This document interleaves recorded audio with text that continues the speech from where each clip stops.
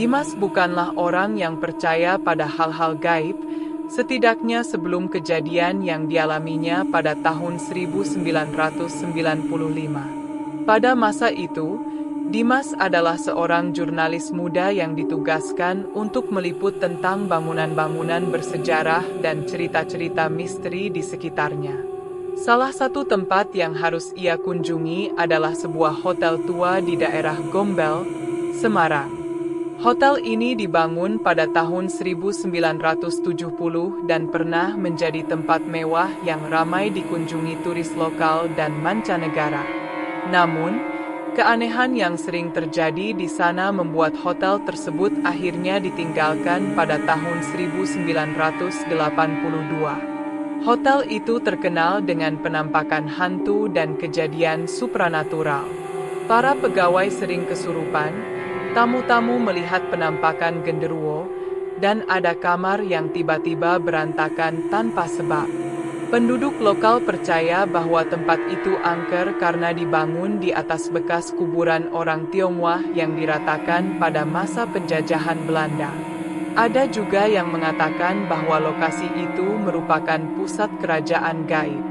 Dimas memutuskan untuk bermalam di hotel tersebut, berpikir bahwa ini akan menjadi pengalaman menarik dan bisa menjadi artikel yang menghebohkan. Ia tiba di sana pada sore hari, disambut oleh penjaga tua bernama Pak Budi yang telah bekerja di hotel itu sejak pertama kali dibuka.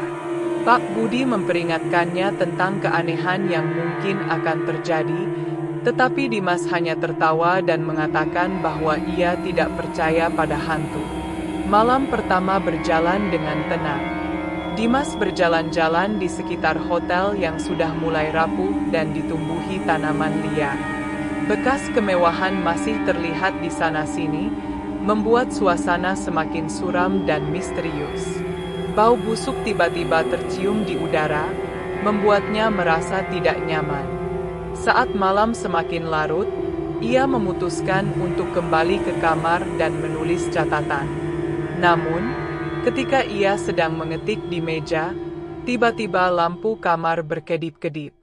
Ia merasa angin dingin berhembus, padahal jendela tertutup rapat. Ia mencoba mengabaikan rasa takut yang mulai merayap di hatinya dan melanjutkan menulis. Namun, suara langkah kaki yang berat terdengar mendekat dari koridor. Ia beranjak keluar kamar, memanggil Pak Budi, tetapi tidak ada jawaban. Suara tawa anak kecil dan tangisan samar mulai terdengar, membuat bulu kuduknya meremang. Ia kembali ke kamar, menenangkan diri, dan memutuskan untuk tidur. Tapi, mimpi buruk menghampirinya.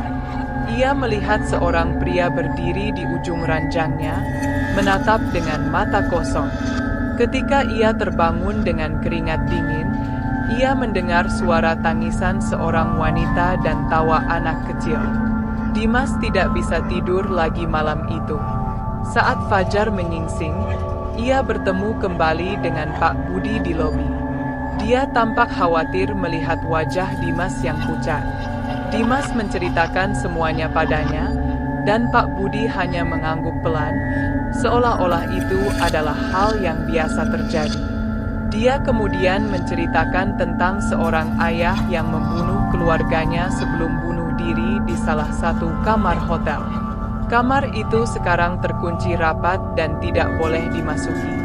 Dimas memutuskan untuk mencari tahu lebih banyak tentang kejadian tersebut. Pak Budi menunjukkan kamar itu kepadanya, dan ia merasakan aura yang sangat menakutkan saat berdiri di depan pintunya. Dengan hati-hati, Dimas membuka pintu yang berderi. Di dalam, ia melihat bayangan samar dari keluarga yang terbunuh itu. Mereka tampak begitu nyata, begitu penuh dengan kesedihan dan rasa sakit. Tiba-tiba, bayangan itu menghilang, meninggalkan ruangan dalam kegelapan. Dimas segera keluar dari kamar itu, napasnya terengah-engah. Pak Budi menatapnya dengan tatapan iba. Dia kemudian mengajak Dimas ke ruang bawah tanah yang sudah lama ditinggalkan. Di sana, Dimas menemukan berbagai benda aneh, termasuk buku-buku kuno yang berisi mantra dan ritual. Ia mulai menyadari bahwa hotel ini mungkin memang dibangun di atas tanah yang terkutuk. Selama 2 hari berikutnya, kejadian aneh terus terjadi. Setiap malam, Dimas merasa ada yang mengawasi dari sudut ruangan. Suara-suara aneh, seperti bisikan yang tak terduga, memenuhi kamar tidurnya.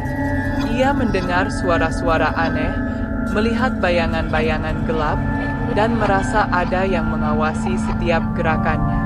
Puncaknya, pada malam ketiga, ia terbangun oleh suara jeritan yang sangat keras. Ia berlari keluar kamar dan menemukan Pak Budi tergeletak di lantai dengan tubuh penuh luka. Dia berbisik dengan suara lemah, "Wewe Gombel, dia datang untuk anak-anak, selamatkan dirimu." Dimas merasa panik dan segera mencoba mengangkat Pak Budi untuk keluar dari hotel. Tiba-tiba, udara di sekitar mereka berubah.